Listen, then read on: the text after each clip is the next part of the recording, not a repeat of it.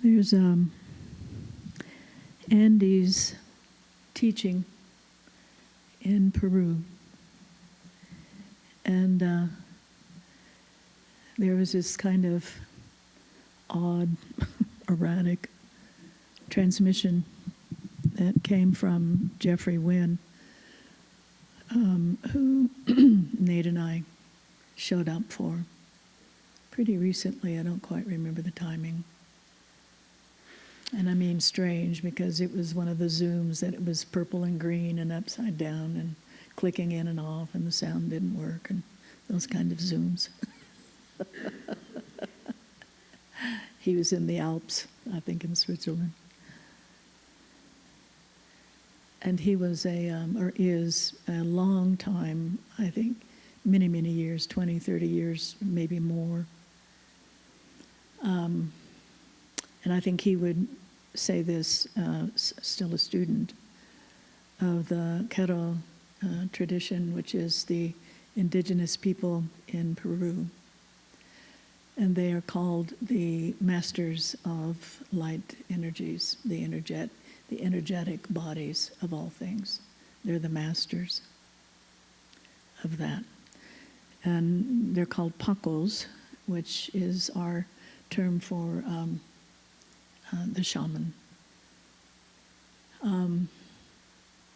I first was introduced to him, and I'll just say this because it was kind of interesting to watch him in this Zoom, and we had been introduced to him through a documentary, I guess you would call it, that he filmed and photographed with the pacos that he had been in training for a very long time. And I was fascinated by it because he caught the shimmering light in his photography. And it was really just a series of different pacos talking and going and doing different rituals in different parts of the Andes.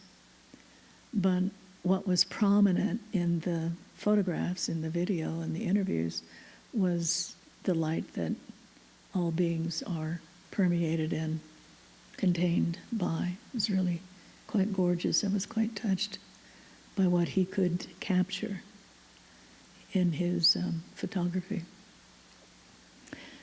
But the coming together that he offered, that Nate and I showed up for, was what he calls, and it's a Q'ero, I guess, prediction.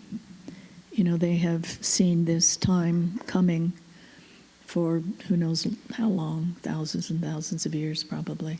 They're really extraordinarily ancient. You know, we've been there 3 times, and the last time was at the winter solstice. And of course it was their summer. And the celebration was all about the Incas. Well, the Q'eros were quite ancient, and actually were the seers and the healers in the priest clan that taught and supported the Incas. So I thought it was kind of interesting. The Q'eros weren't even mentioned, which often happens in our European arrogance, I guess you'd call it, or whatever that is that we seem to have. But they perceive what we're all going through is turning the world is coming right side up. Isn't that cool? So simple and so true, so real, how they describe it. But the ceremony that we showed up for was called Entering the Eye of the Needle. So in our guided meditation, we'll do our very best to open to really what Marika has captured on the painting and what James has captured in the poem, and then enter the eye of the needle together. And what is meant is just that very concentrated coming into the very basic essence of the root primordial ground and entering. and coming through it.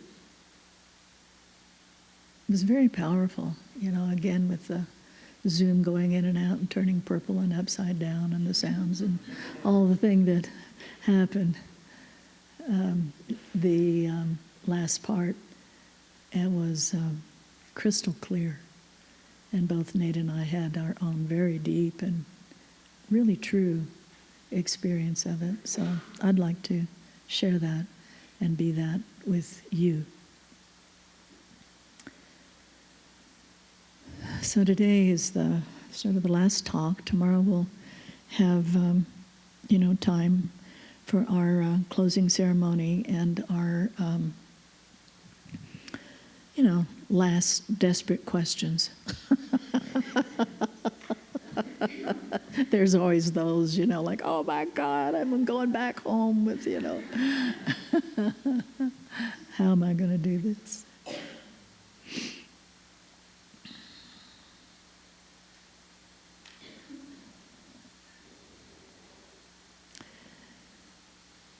Many people here have their own lineages and their own practices, and I don't mean in any way that isn't totally perfect for you. But I'm simply sharing the practice that has woke up here and is continuingly deepening. And I hope that we've sort of got that across, that there really is no arrival. That's one of the great delusions, especially of a mind that thinks it's awakened.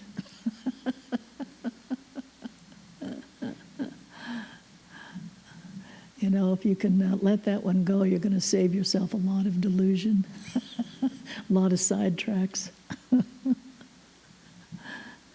It's eternal. It cannot have an arrival. It's just almost like a sense of diving into space, diving into space, diving into space. But the paradox is this fundamental, unimaginable ground, just as Nate, so beautifully recites Nisargadatta about what he describes as the primordial ground. So deep, so actual, so concrete. Diamond melts or cuts like butter. I can never do it. Nate does it all the time. But you get it. It's so actual. It's so concrete. It's so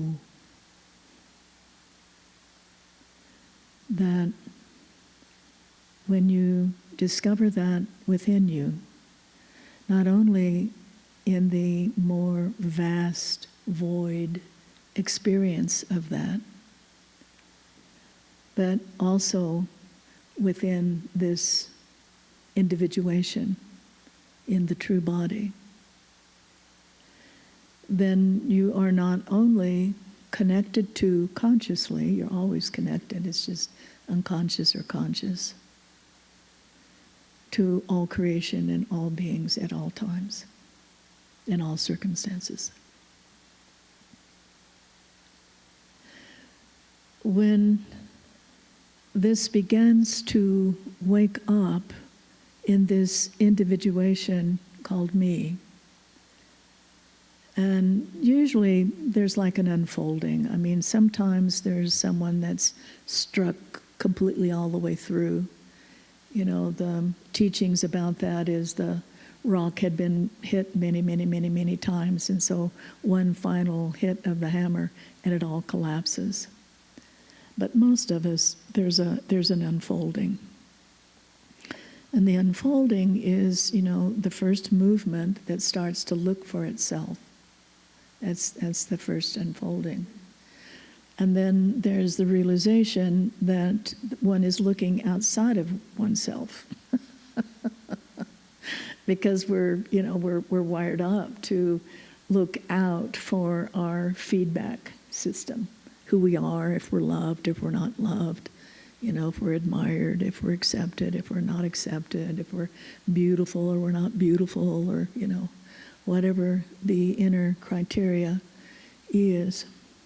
So it's quite natural when that movement starts to wake up within you that it looks outside of yourself. And then there's a certain point that the realization comes through that this is an impossible journey. This will never work out. But what does begin to dawn then is, and it's usually quite spontaneous, is the attention starts to come back in. And in whatever form, for some, it's a very, there's just different wirings. For others, it's kind of like a mental clarity. And for others, it's coming in rather through the emotional body. It comes through more of a recognition of the undying and never-ending love. And then for others, perhaps that entry is like a sensitivity, an energetic sensitivity of the body. So it really doesn't matter which portal you enter, because if it's a full and mature recognition, it will include all of that. There is really no divisions and kind of categories. We just sort of explore that to bring the unconscious attention that thinks it's a separate individual and that its reality is what it can see on the screen of consciousness out here. When the liberation reaches a certain kind of clarity, I guess you would call it, and what I mean by liberation is when the attention starts to come and be more absorbed or identified, if you would call it that, as the primordial ground, as the unit of consciousness. And usually the unit of consciousness is more revealed in the beginning, and then it will unfold into the deep silent ground, the deep silent I. But again, there's different entry ways into that reality. It's just your unique wiring. So when the light of awareness begins to shine through the body-mind structure, and that's the gift. We see that as kind of a, weary, and it's kind of a drag, and because all of these things that we have kept hidden from ourselves because we're simply too painful, they start to arise. And for some, they arise with a real vengeance. And for others, it's kind of more of a gentle unfolding. And frankly, I don't see too much difference between the two, except that the gentle unfolding, the attention kind of can drift off and, space out of what actually is taking place. And if you're hit with a hurricane, it gets your attention. That's about the only difference, really. What I'm seeing now is more of a gradual unfolding, more commonly than previous 20 years ago, so to speak. And I think, it's just lighter. Everything is lighter in the collective. It's more awake, aware in the collective. So when this liberation reaches a certain kind of translucency, I would say, it's like, we've talked about that, it's pure awareness shining through the frames of the film. And the frames of the film are just images that are held in time and space. And they appear to be current. And they appear to belong to someone. I thought when the Khenpo was talking this morning about it, just comes up out of nowhere, right? And then it goes back down into no thing, nowhere, right? Who does it belong to? But it takes, hanging in there and being with it and showing up, in the best way possible to actually then to begin to see that for yourself. I mean, you can hear all these, pointers and read all these books, and then you begin to, either you just get overloaded and you throw your books away and the whole thing is, pushed out of your life. Good luck. Or you pay attention by being present and having some kind of a sense of an anchor of being here, of being present, and at the same time, it's an open kind of allowing, an open seeing, an open light awareness. But there's a kind of a noticing, and I'll just give you of my own experience because that's all I can offer.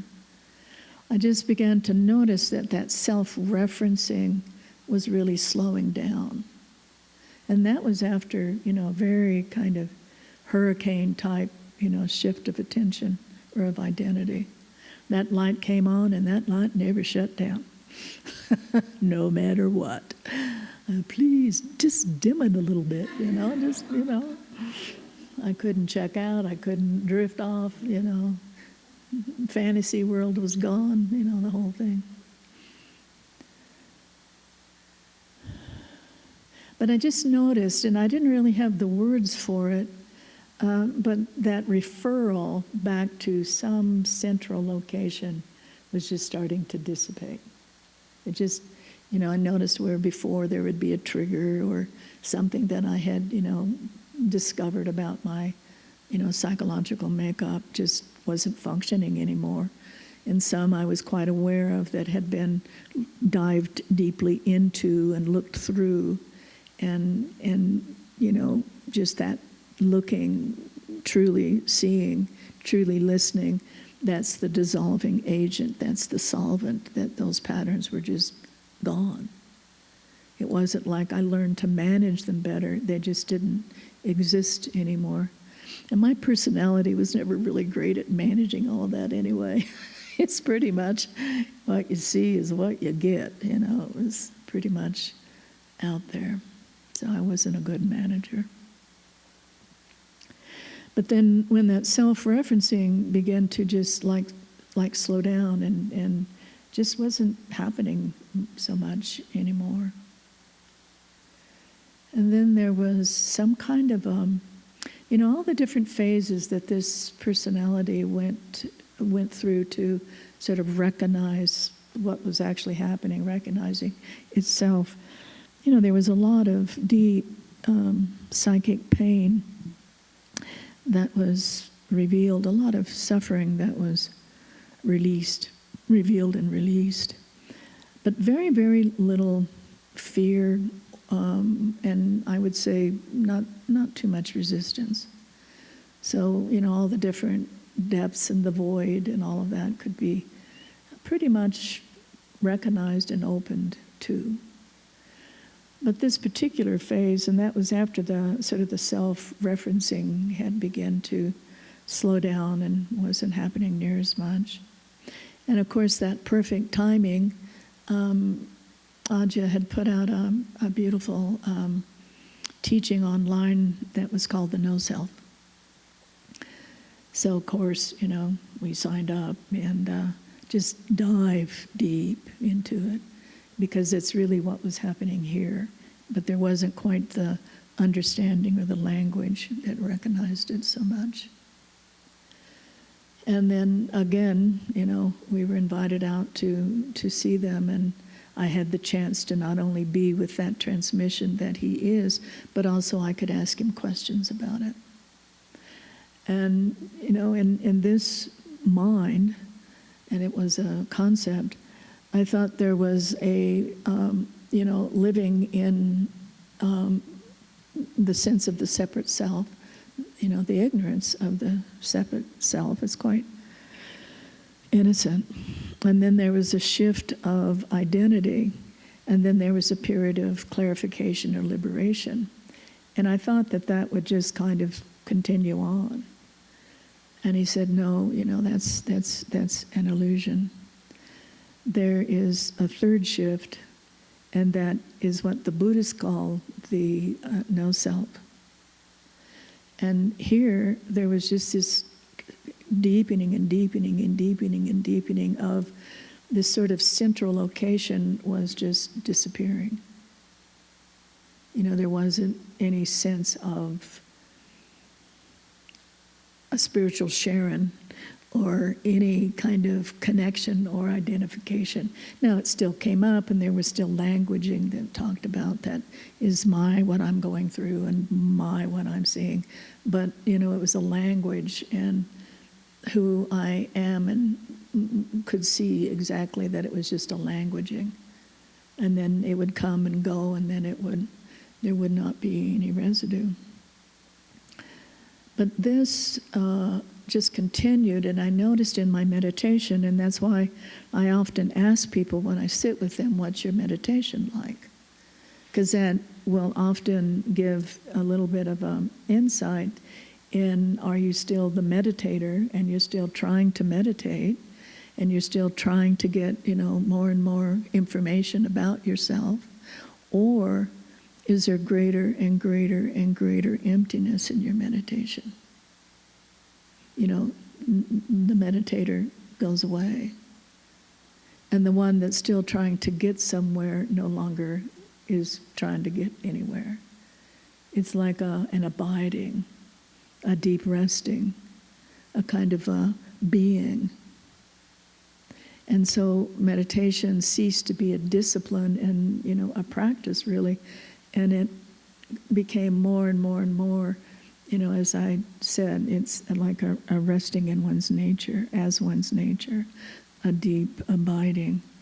And then these sort of constrictions or contractions that were held in the body and the mind just started to dissolve. You don't even know that they're there. You know, you have these ruts in the brain and these little, you know, ruts in certain parts of the body, especially in the front of the forehead, that just, you know, contracts over and over and over and over and over and over, probably thousands and thousands of times a day. You know, anytime you put someone over here and you're over here, anytime you make a judgment, anytime you come through a concept rather than actually what is. There's like contractions in the muscles and in the body, in the eyes, you know, the muscles in the forehead. And they all just started to relax. They kind of just dissolved. And then there was a stronger sense, and I'm speaking because it went on for, you know, several years. Again, I can be a slow learner, but it was an unfolding. And this ghost of Sharon, that even though there was a deep recognition, there was this kind of ghost that still existed that felt like Sharon. And then that began to dissolve. And there was just pure seeing, pure listening, abiding, direct being with what is. That was just happening spontaneously on its own. And in meditation, that's the burning ground, really. And it also allows the director or the meditator to relax back into, and there's this pure guidance and pure directing that happens from awareness itself. And then there was a fiery period and a painful period. And that it came back for the wounds, and it came back for the delusions of a separate self, and it came back, you know, so the life just kept getting better and, you know, more joyful and more free and kind of more wonderful, really. More content. But then, and it came out of the blue, I never heard anyone talk about it. It isn't that all teachers probably don't point to it, but I didn't get it or hear it, that something that was most precious to this personality was drug out and thrown on the ground and stomped on.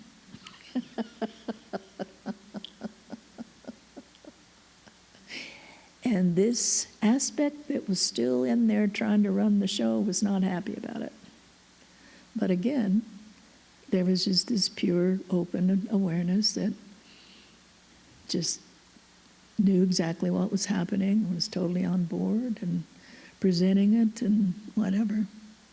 I call them your precious pearls, and you can call it whatever, but it's what you are most identified and aligned with as the separate self. For some, it's a brilliant intellect. For others, it's an artist. For others, it's a really wonderful mother. For others, it's you fill in the blanks. For me, it was my spiritual identity.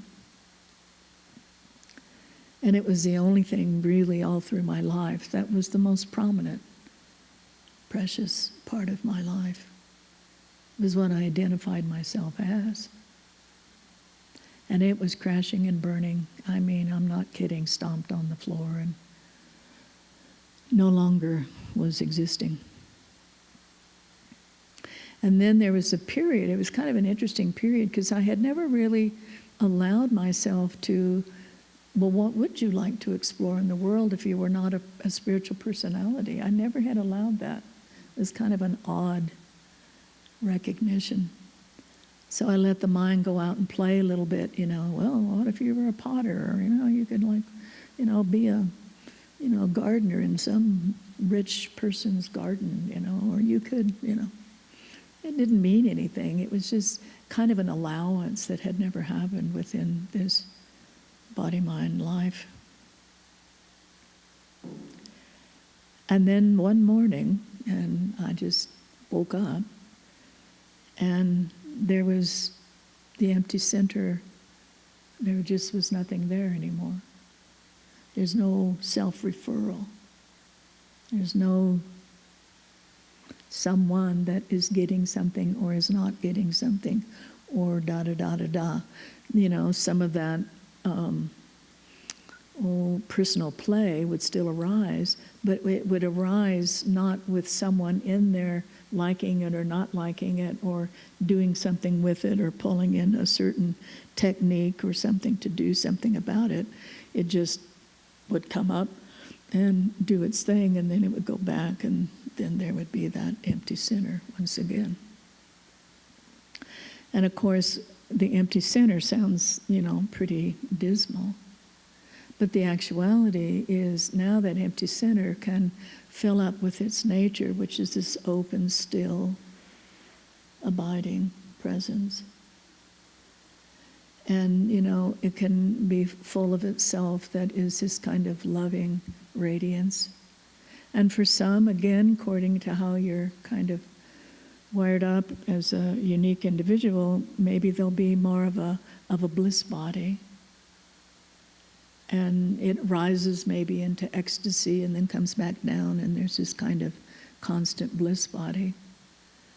That wasn't so much here, it was being experienced. It would arise and happen, and certain circumstances would pull it forth or call it forth, and then it would come back down again. I would say here it was more of just of a sense of a deep well of contentment, that all is well, even though the surface of the,